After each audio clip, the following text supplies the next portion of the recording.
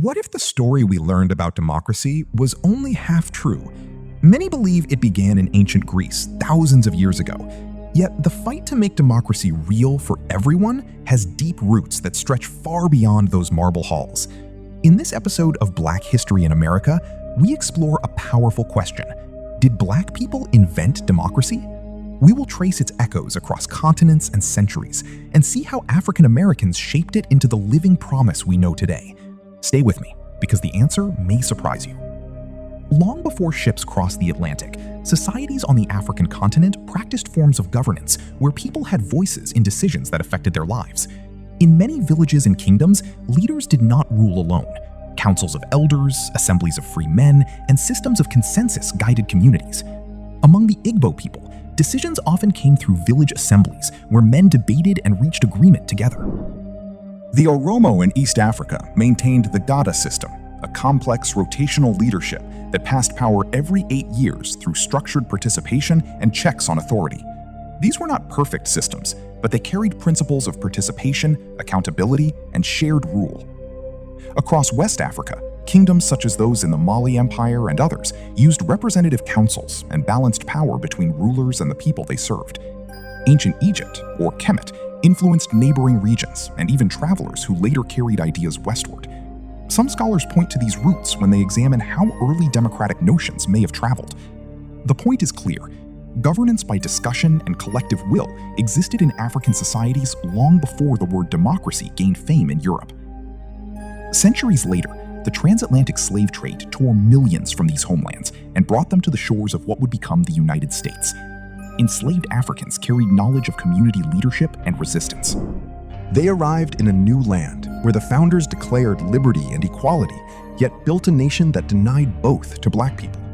The contradiction sat at the heart of American democracy from its birth. The Constitution counted enslaved Black people as 3/5 of a person for representation, while denying them any voice. White men of property held power, and the promise of democracy remained incomplete. Black Americans refused to accept this half measure. Even in chains, they organized, prayed, and plotted for freedom. During the Revolutionary War, thousands fought on both sides, hoping their service would earn liberty. Many who joined the British were promised freedom. Others served the Continental Army with the same hope.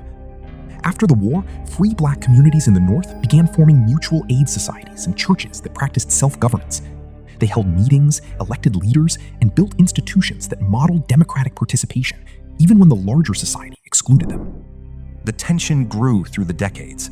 Abolitionists like Frederick Douglass demanded that America live up to its founding documents. Douglass, once enslaved, became one of the most powerful orators of his time. He argued that true democracy must include every person, regardless of color. His words and those of other Black leaders chipped away at the old order. The Civil War tested the nation. Black soldiers, nearly 200,000 strong, fought for the Union, proving their loyalty and their right to full citizenship. Their blood helped end legal slavery, but the real battle for democracy had only begun. Reconstruction brought a brief, shining moment. In the South, newly freed Black men voted, ran for office, and helped write new state constitutions. They served in Congress, state legislatures, and local governments. For the first time, biracial democracy took root. Black lawmakers pushed for public education, fair labor laws, and equal rights. They showed that democracy could expand and include voices long silenced. Yet white backlash was swift and brutal. Violence, black codes, and Jim Crow laws stripped away these gains. Poll taxes, literacy tests, and terror at the ballot box pushed Black Americans out of political life once more. The dream did not die. It lived in the hearts of ordinary people who refused to stay quiet. In the early 20th century, the NAACP formed to fight for legal equality and voting rights. Black veterans returned from World War I and World War II demanding the democracy they had defended abroad. They organized, marched, and registered voters despite threats. The civil rights movement of the 1950s and 1960s became the greatest test and triumph. Leaders like Martin Luther King Jr., Rosa Parks, John Lewis, and countless unnamed heroes faced dogs, fire hoses, and arrests. They sat at lunch counters, rode freedom buses, and marched across bridges. Their courage forced the nation to confront its contradictions again.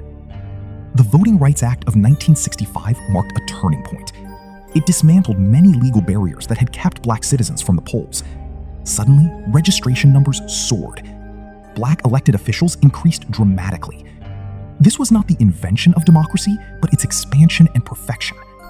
Black Americans pushed the country to honor the ideals written in 1776 and 1787. Without their persistent struggle, American democracy would have remained a narrow privilege for a few rather than a right for many. Think about the deeper meaning. Democracy is not a static document or a single moment in Greece. It is a living process, constantly tested and renewed by those who demand inclusion. Black people did not create the word or the first assembly in Athens, yet their ancestors practiced participatory governance in Africa, and their descendants in America fought to make democracy meaningful for all. They turned abstract principles into concrete rights. Every time the franchise expanded, every time barriers fell, democracy grew stronger because Black Americans insisted it must.